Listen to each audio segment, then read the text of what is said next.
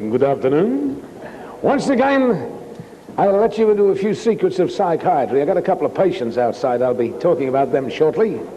But in psychiatry, we have two sorts of people. We have psychotics. They're people that build castles in the air. Then there's a neurotic. He's a bit worse. He lives in the castles that the neurotic builds. He's a problem. Me, I'm just a simple psychiatrist. I charge them both rent. I had a fellow walking yesterday. He had a fried egg on his head, a banana in his mouth, a sausage stuck in his top pocket with a big circle of seashells hanging around his neck. I said, "What's your problem?" He said, "I come to see you about my brother." I've got a patient outside. You wouldn't believe how stupid this one is. What I will do is bring him in. You're very fortunate. You will see psychiatry in action. I'm going to psychoanalyze the problem, and you can see how I solve it, if any, up the lot. Where are you, Shorty? Hey, up, come here, sir. Good evening, good morning, good afternoon. Come straight in. Now, you have a problem. It's my wife. Hey, oh, yes, well, they're common problems. What about that? Hey. No. She's dumb. She can't speak. She was in a motor accident 2 years ago, and she's never spoken a word since. You mean she was in a car smash, got a shock? Yeah. And she's never spoken since? No. You have a dumb wife? Yeah. Well, why do you want to cure her?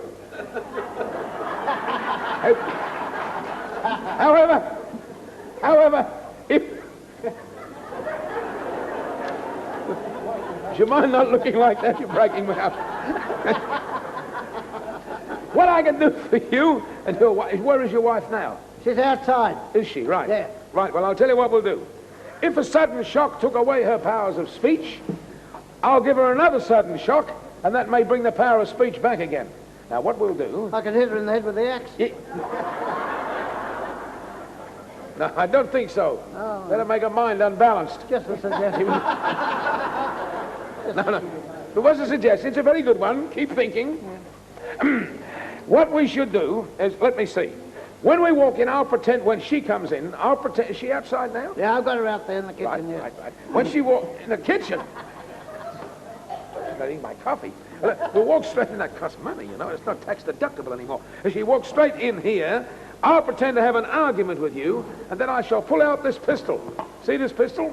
And I'll pretend to shoot you with the aid of the drummer. You watch how it works. See that? What I'll do... Woo! What? No. Well, Lily the toe. Yeah. Get a new drummer tomorrow.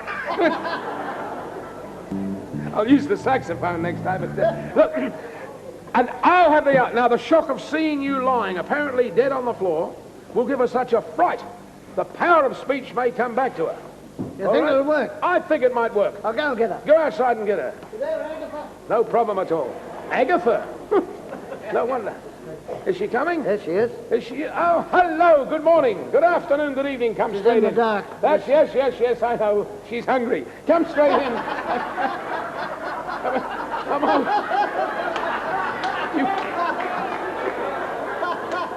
Come on. You've had enough to eat. Come on. Size of you now. Come on. Come on. Over here. You can't speak. Let's look inside there. All right, then. She can't speak, and this is the one. Ah! Now I remember you. You sawn-off little runt. You... Him. Never... Oh, shut up. Here, Basher. I remember you now. You're the one that ran away with my wife. You took my checkbook and filled in all the butts and the checks. You cashed all my money. You sent me bankrupt. You dogs, meet your just deserts.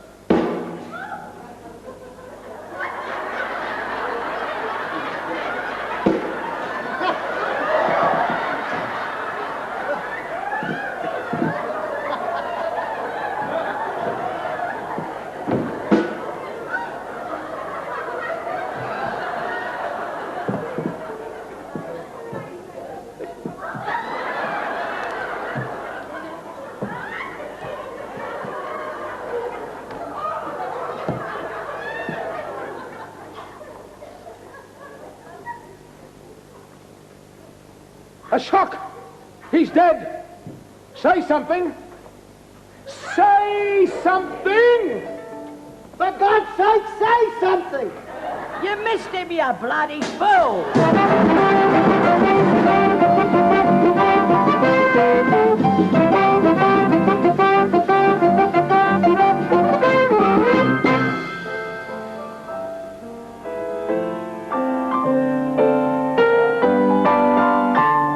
Gentlemen, roll back the years, is very proud to present one of the premier musical acts in the world. Our great pleasure to present our own Peggy Mortimer and the Toppano family.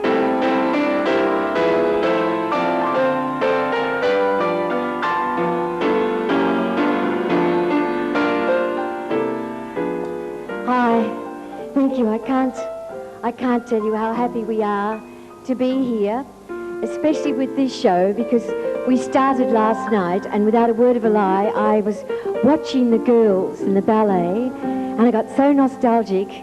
All the mascara ran. I had to go and get my makeup on again. True. Anyway, it's beautiful. They're marvellous. Of course, everybody in the show, we're all old friends, but I think I'd like to introduce you to a couple of the members of the Toppano family. This is our youngest son, Dean, right here on face. This is the oldest member of the Toppano family, Dad. Here he is, Enzo. Unfortunately, the other two members aren't here. I'll tell you about them later. But you all know who I am, of course. I'm Dolly Parton. Okay, right. We love piano music. We really do. I love to play on the old piano and a honky-tonky way. Now please do not request a brand new tune of the following hear us sing. What do we say? We say, then we know you choose on this old piano, this old piano of mine. We love to play the old songs like Sweet Alabama Line, Melancholy Baby, or Mary of Mine. We'll sing about Squatty and the old folks at home. Wide open the spaces where the buffalo roam. There'll be no tunes on this old piano, this old piano. We said piano, this old piano. Chopsticks. I didn't mean that old. Not quite as old as this.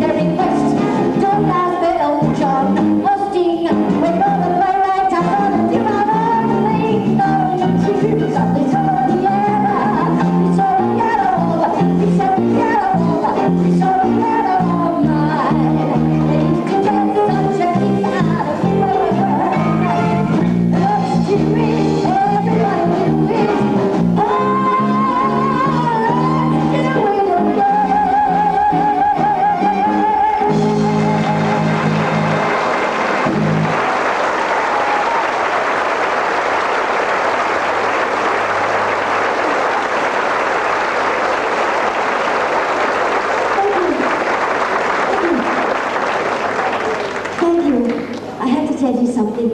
When I was coming in, a lady did a bit of a double talk, sort of a double look at me.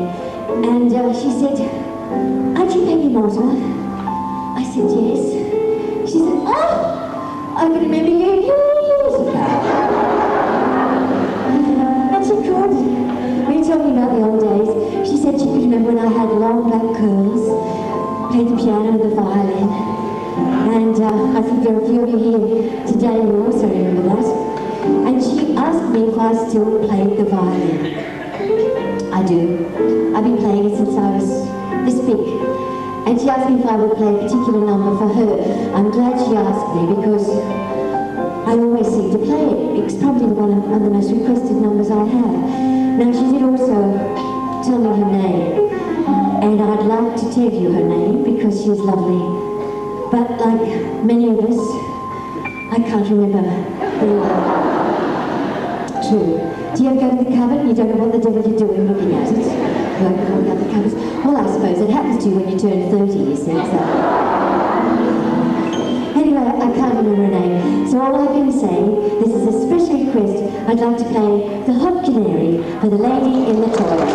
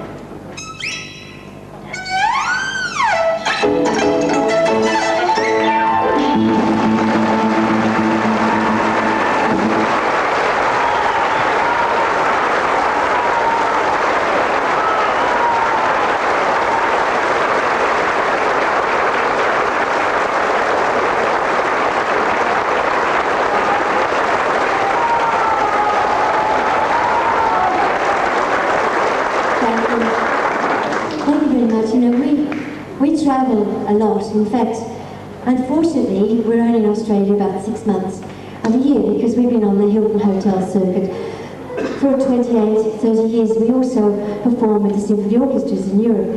But, a Martian. Each country we visit, we usually try to learn the music of the country and we pick up the various instruments. And about 8 weeks, I keep on forgetting this, about 8 weeks ago we were in Ho Chi Minh City, which is in Vietnam, capital of Vietnam, it used to be called Saigon. And they had a really unusual instrument we brought home, and on our way back we saw a thing called a bandoria, that's right.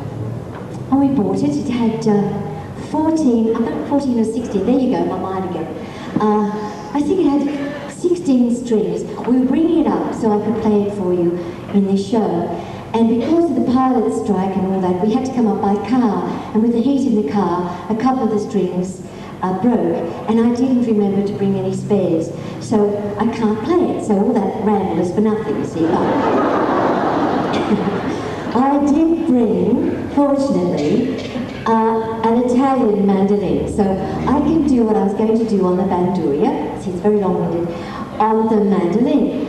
Now, it's a serenade. Now, there are a lot of serenades. I'm sure you know them all. Tosellis and Schuberts and so on. But this one is called Drigos. Now, even if you don't know the title, I'm sure you recognise the tune. I hope so anyway.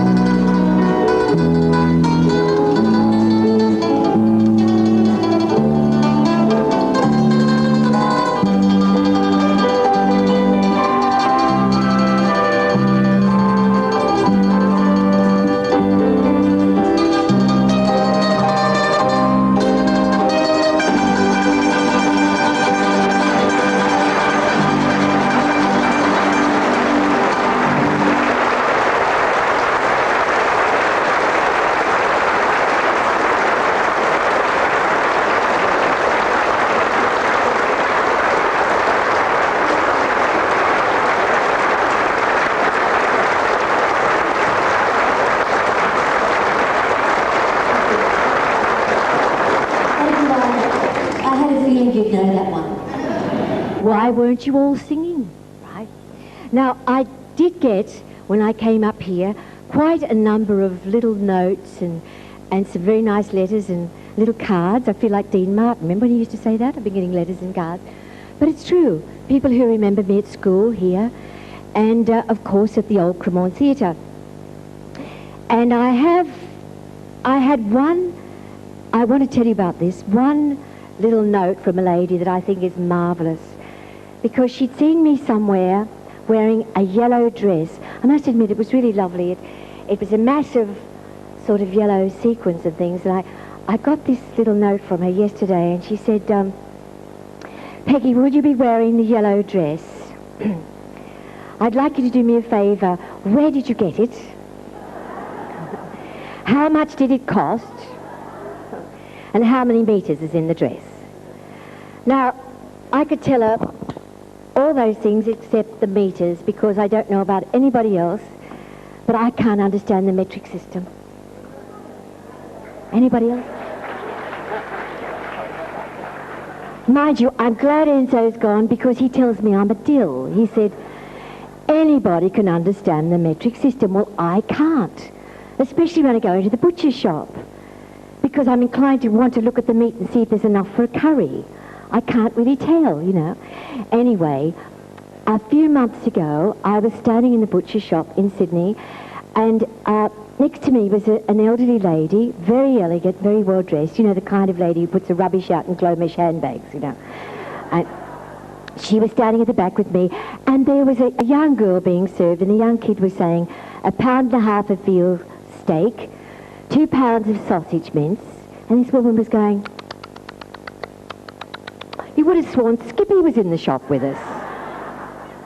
And I suddenly thought, my God, she's furious because this kid isn't using the metric system. I hope she goes before me. I didn't have to worry, because as soon as the youngster went out, this woman said, isn't it disgusting? Isn't it dreadful? She said, I had no problem with decimal currency, and I've certainly had no trouble with the metric system.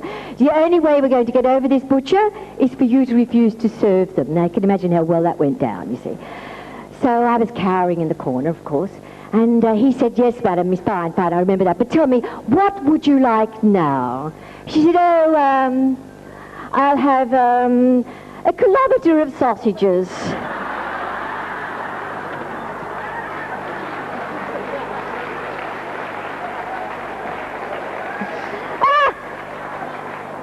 Enzo doesn't believe me, but I was thrilled anyway. Do you know, at the Cremorne Theatre, I'm sure many of you remember Will Mahoney's xylophone, and of course Jandy, the wonderful French clown, his bells. Well, I was very young, and Jandy was an elderly man then, and he was doing all these marvellous things with the bells. And to my delight, and with great love, he left these bells to me. So I'd like you to now welcome, because we do have arguments in our family, so I call this, these are Jandy's bells, I call this the Fighting Toppanos. Right.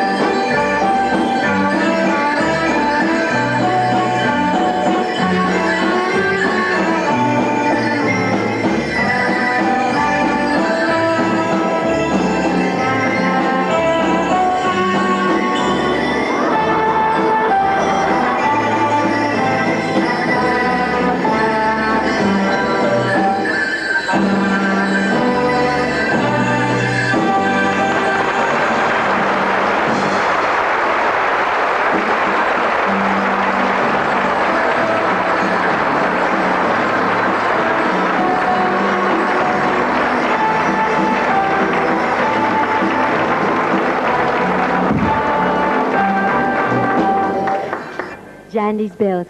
Look, I've got an urgent message here. This is quite serious. It's Mrs. Bert Iron. I think it is Iron.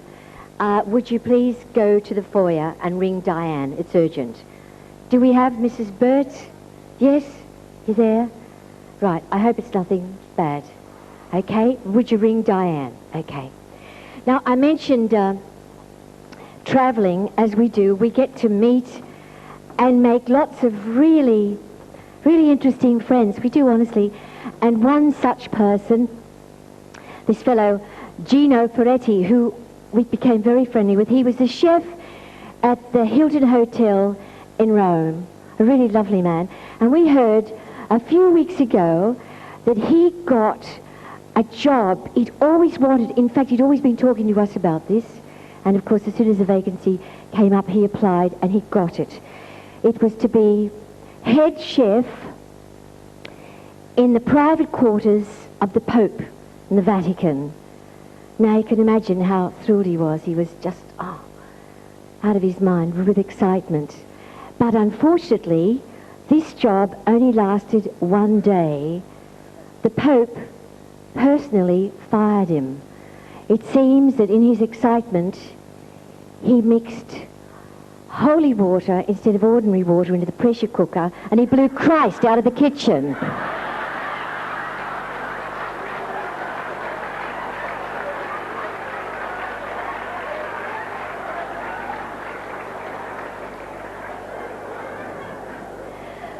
Oh dear, I'm not supposed to do those things. I always wait until Enzo goes off, you see, before he does all those things. I'm just looking to see if he's around. Is he there? Is Enzo there? He's on his way, is he? Well, just before he comes, I also want to say that I got a note here from another lady, and I just got to find it. She said, "Where is Peter, your daughter?" So for the lady who sent this round, I'd like you to know that she's in Bali at the moment. She's filming a new series. And the other ladies, and on the same letter, she's got, "Can your son play his trumpet?" That's the other son. That isn't this son. This son plays the bass, the drums, the piano, and he sings and dances. But the other son lives in America, and he's the one who plays the other instruments, and he's a musical arranger, and he writes film music. In fact, he's written the music for a film starring Sophia Loren and Isabella Rossellini. So when you see the film, have a look to see who wrote the music.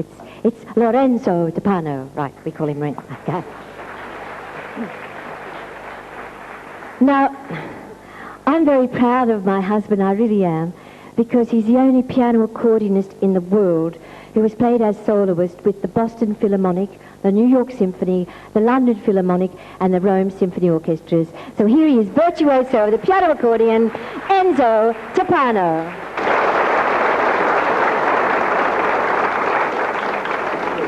Thank you very much. Good afternoon, ladies and gentlemen. I'd like to start with a number that has been rather popular in its particular field for quite a number of years. It's the Cacciatorian Sabre Dance.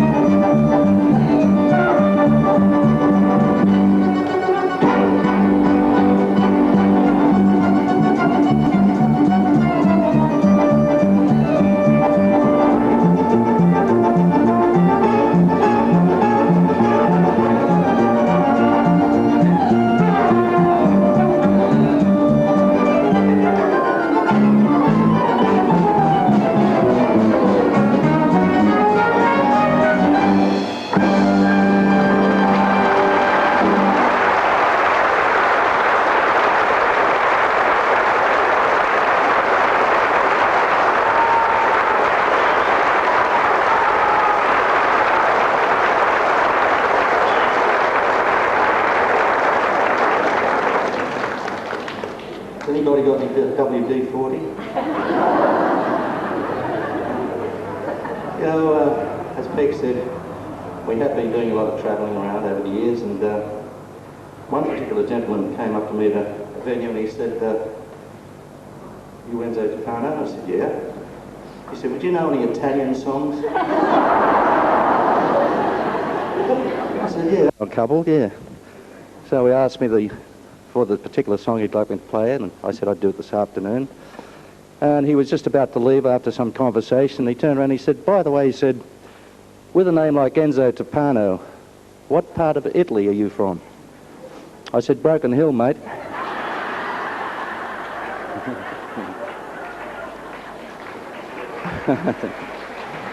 Well. Anyway, here's the number that he asked for, La Spagnola. 1, 2, 3, 2,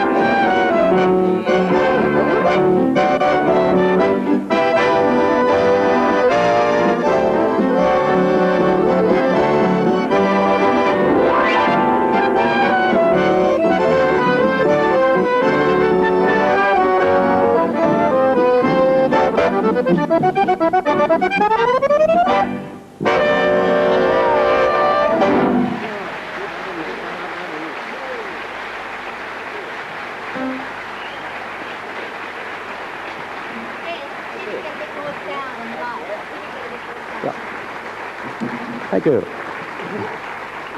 very much. You're a marvellous audience. I'd like to take you everywhere with me. Well, here's a number that I think would be perhaps one of the most famous of all instrumental numbers, Rimsky-Korsakov's Flight of the Bumblebee.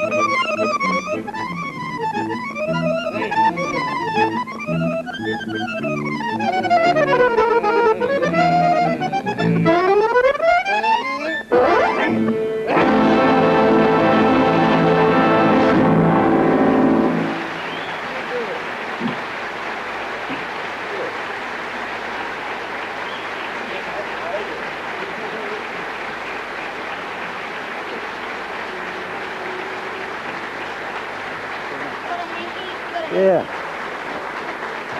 Thank you. Is it warm? Whew. That's okay. I'll have a schooner. Some years ago now, I'm going back about 40 years ago, there was a marvellous movie of Walt Disney's entitled Fantasia. There's some wonderful music in this particular show. And You didn't have it. no, You could have written a song. now I'll have the schooner. And this wonderful piece of music was in this particular film, in Fantasia, which I'd like to play for you now. It's the Dance of the Hours by Ponchielli.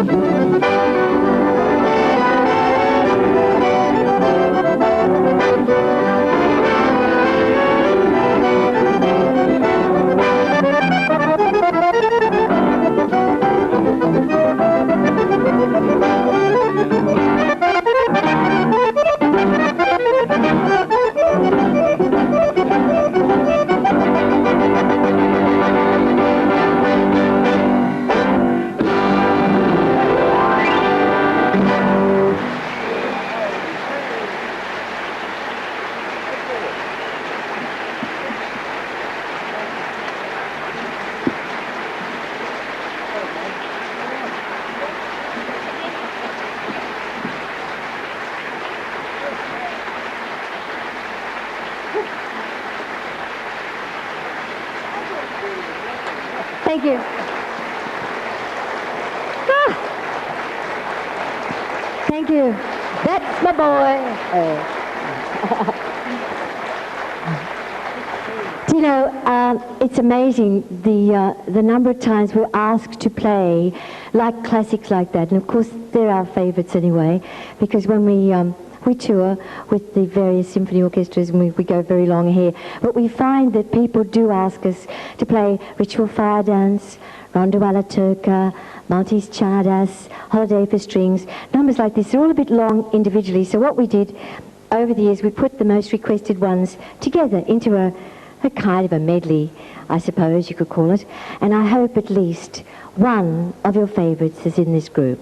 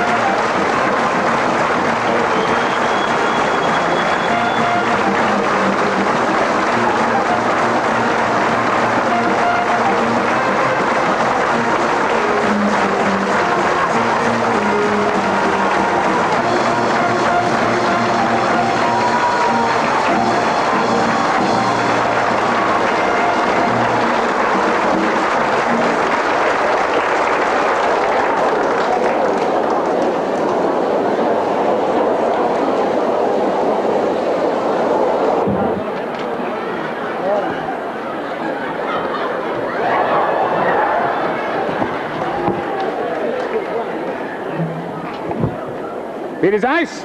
Mary had a little lamb, and the doctor fainted. Have you any more creative poetry within you? There was a young man named Gandy. Oh. He went into the pub for a shandy. He took off his cloth to wipe off the froth, and the barmaid said, "Blimey, that's handy." I have a poem. Yes? Right? This is a romantic one. All right. Yeah. You take your girl in fond embrace, eyes to eyes and face to face, lips to lips and nose to nose. Flippity flip, and away she goes. That's it? That's the British one. Well, that wasn't the last line, but now you're about... What are you doing here, by the way? It's supposed I'm to be... staying in this hotel. Here? Yes. In the Hotel Rialto? Yes. I'm on my honeymoon. You're on your what? I'm on my honeymoon. You finally got married? Yes. Well, I'll never... Goodness gracious yes. me. Congratulations. What are you doing here? Same thing.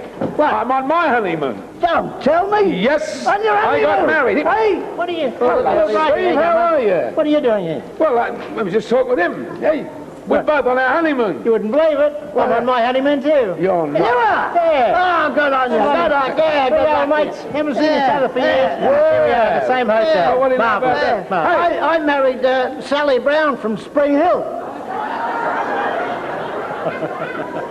Sally Brown from... Sally Brown's been out with every fellow in Spring Hill. Yeah, well, Spring Hill's not a big place.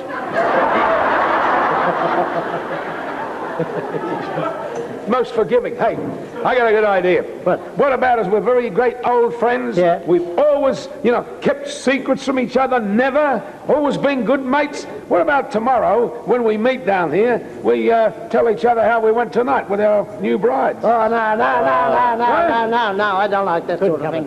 No. What have you changed? Hey? Yeah, I don't like that. You don't like that? Well, you don't have to walk in and say, how'd you go last night? Oh, I rip her. You don't do that. You don't have to be crude as you always are. You can use a little finesse. Yeah, you can say, for instance, good morning.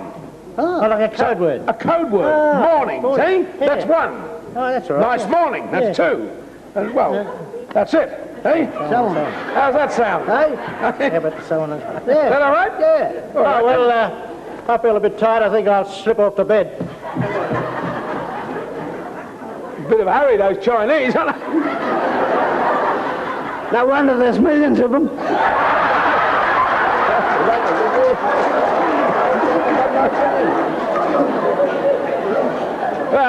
Well, I think I'll turn in. I'll have an early night, I think. See you in the morning. Here we are the next morning, same foyer. I'm first down. What a plot. Good morning, Steve. Lovely morning. Yes, this morning is a lovely morning. And if tomorrow morning is a good morning as this morning, it'll be a lovely morning tomorrow morning.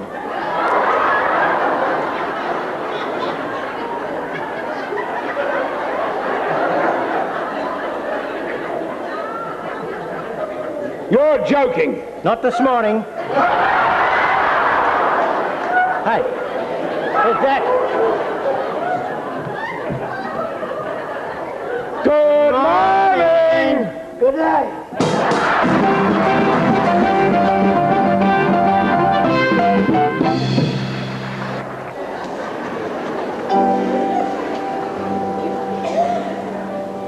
I wish I were in the land of cotton, old times there unlit, forgotten.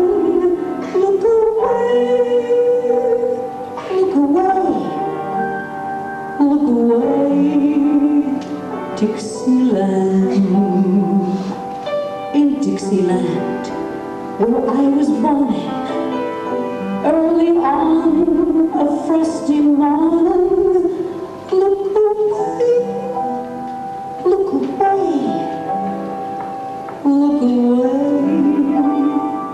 Dixieland.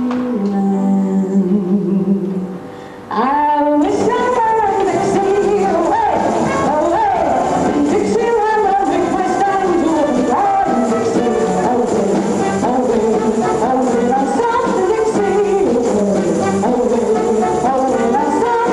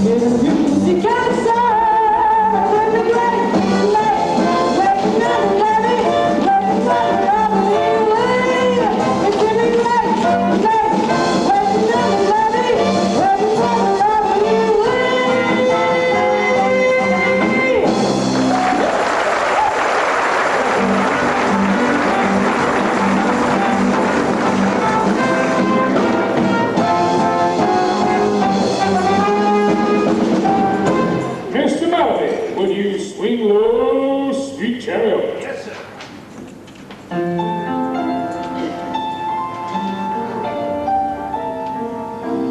Swing low, sweet chariot, come for to carry me home. Swing low, sweet chariot, come for to carry me home.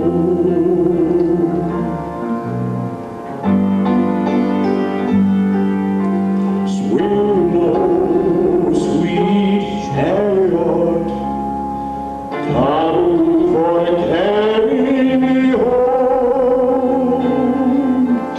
Come for to carry me home. I looked over Jordan, what did I see? Come for to carry me home. A band of angels coming after me. Come for to carry me home.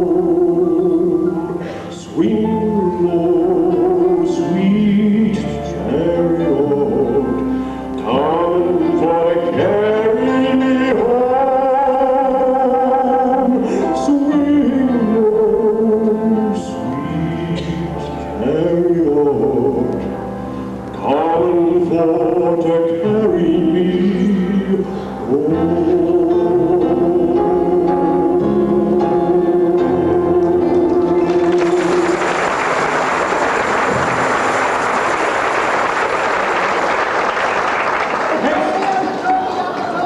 Mr. Jackie, what are you? I'm a talkie.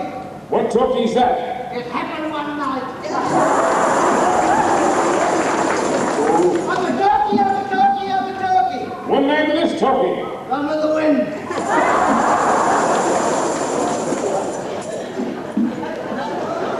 Hey, just a moment.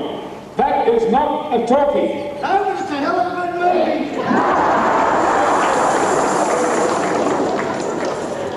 Now, if you knew Susie, like we all knew Susie, Mr. Spoons gonna tell us.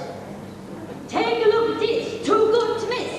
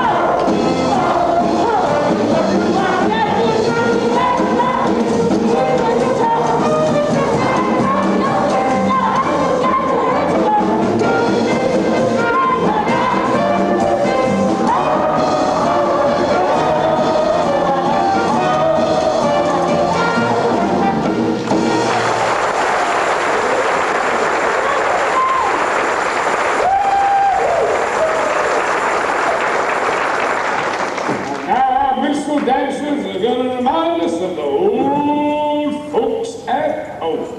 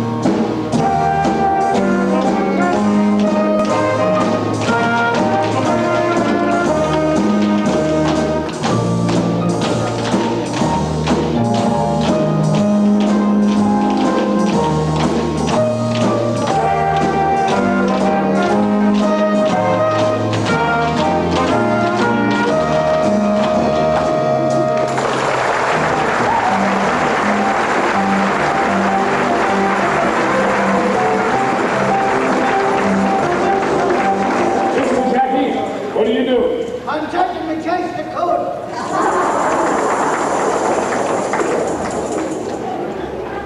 What are you doing now? I lost my case. Now what? Now what? I'm appealing.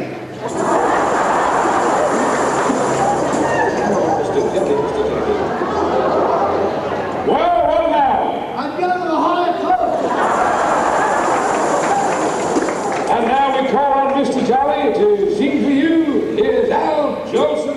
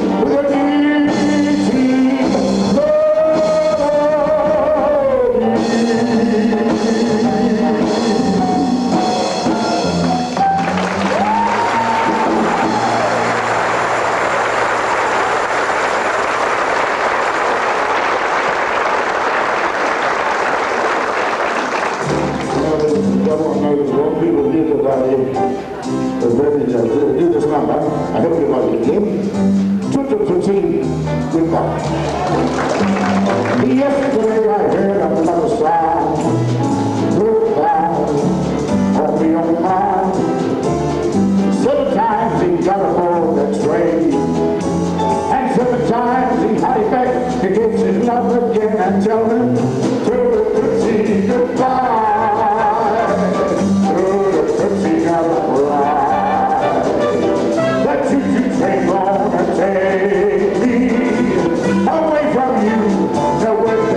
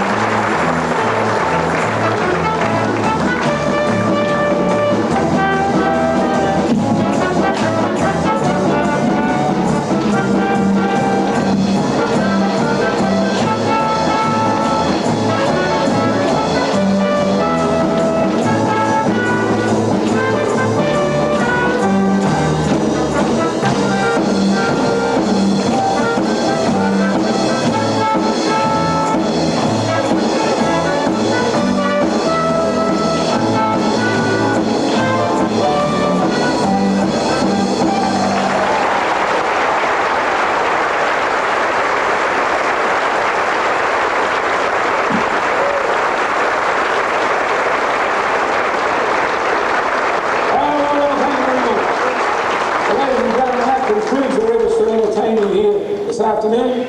We trust that you've enjoyed the show. We certainly enjoyed it.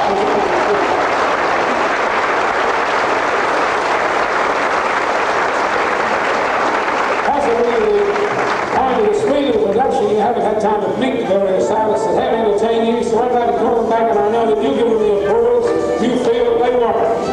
Firstly, our lovely Miss Sunshine was Tracey Ovenden.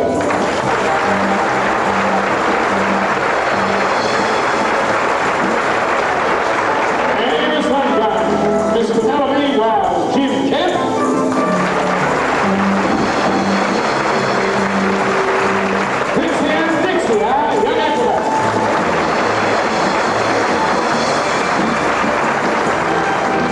Mr. Spoons and Poetry was John Rowe.